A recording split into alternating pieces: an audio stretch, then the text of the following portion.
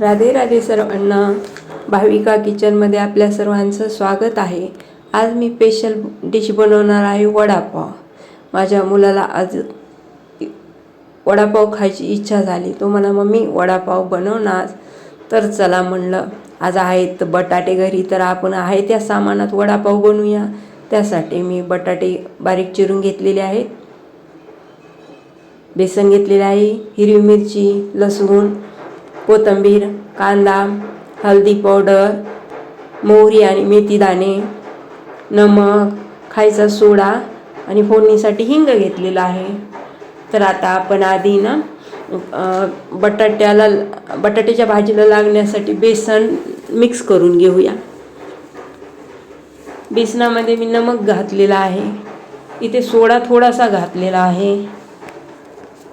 आता आपण हळदी पावडर घालून घेऊया आणि हे सगळं मिश्रण एका चमच्याने मिक्स करून घेऊया. आता यामध्ये मी थोडं थोडं करून पाणी ॲड करते आहे. पाणी एकदम घालायचं नाही, एकदम पाणी घातलं की गुठळ्या होतात. आपल्याला बॅटर हे सॉफ्ट बनवायचं आहे. बघू शकता मी थोडं थोडं पाणी घालून हे बॅटर एकदम सॉफ्ट करून घेतलेलं आहे. आता हे आपण बाजूला ठेवून देऊया. आता तोपर्यंत आपण भाजीची तयारी करून घेऊया.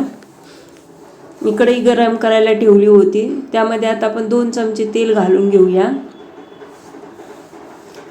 त्यामध्ये मोहरी आणि मेथी दाणे मी घालून घेतले आहेत.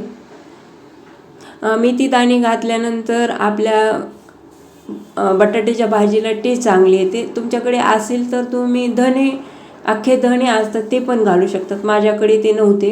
यामध्ये मी कांदा ॲड केलेला आहे, कढीपत्ता ॲड केलेला आहे.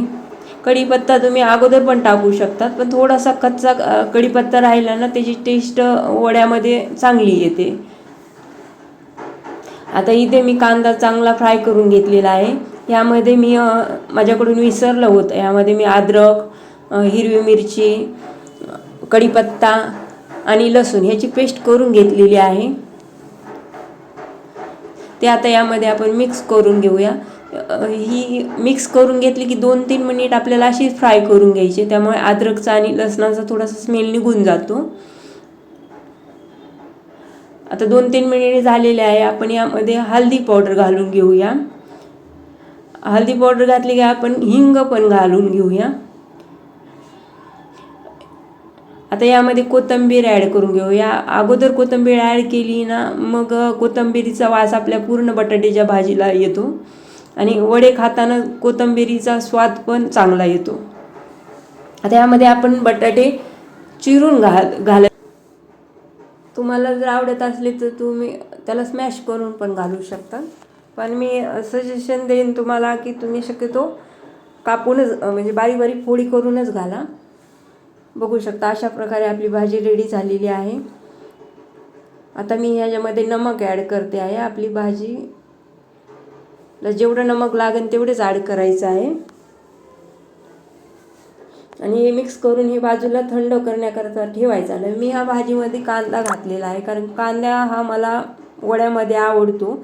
कारण की मी बघितलं आहे वड्यामध्ये कांदा घातलेले वडे एकदम टेस्टी लागतात. तुम्हाला आवडत नसेल तर तुम्ही स्किप पण करू शकता.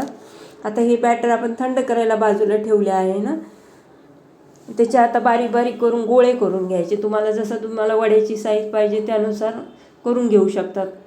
आता मी ह्याचे वडे करून घेते, गोळे गोळे असे बघू शकतात. मी अशा प्रकारे गोळे केलेले आहेत.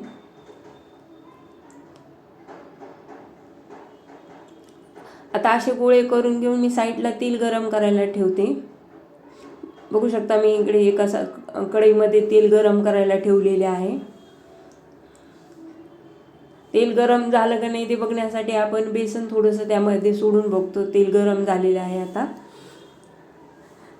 आपण बेसनाचं बॅटर घेतलं होतं ना ते घेऊन आपण त्यामध्ये आता वडे मिक्स करून सोडूया.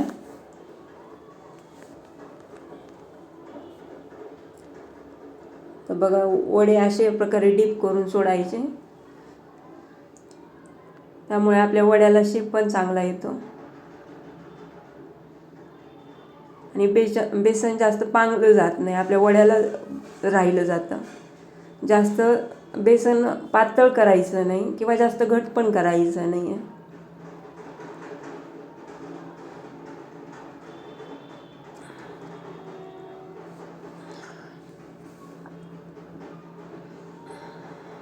अशा प्रकारे मी सगळे वडे सोडून घेते.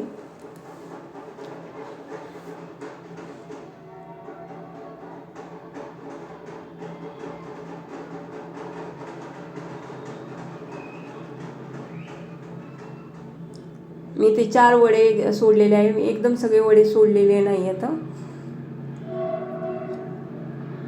आणि गॅसची फ्लेम मिडियम गॅसवर ठेवायचं, जास्त हायवर करायचं नाही आहे.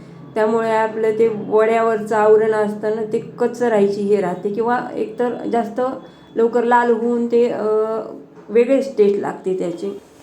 अशा प्रकारे आपले वडे तळून घेतलेले आहेत.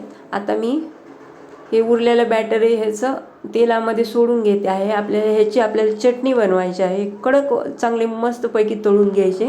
बघू शकता मी ते तळून घेतलेले आहेत. तर याची आपण चटणी करणार आहोत. मी ज्या मिक्सरच्या भांड्यामध्ये हे काढून घेतलेले आहे. यामध्ये थोडीशी साखर ॲड केलेली आहे. तुम्हाला आवडत असेल तर तुम्ही घाला, नाही तर नाही घातली तरी चालेल. ते लाल तिखट घेतलेले आहे. 5-6 लसणच्या पाकळ्या घेतलेल्या आहेत आणि चवीपुरतं नमक घेतलेलं आहे. आता हे मिक्सरमध्ये आपण फिरवून घेतलेलं आहे. अशा प्रकारे आपली चटणी रेडी झालेली आहे. अशा प्रकारे चटणी केली की खूप टेस्टी बनते. आता मी हे सगळे वडे एका प्लेटमध्ये काढून घेतलेले आहेत. आता आपण पावाबरोबर ह्याला खायला घेऊया. बघू शकता पावामध्ये मी चटणी भरते आहे. तुम्ही ह्याच्यामध्ये गोड चटणी पण ॲड करू शकता.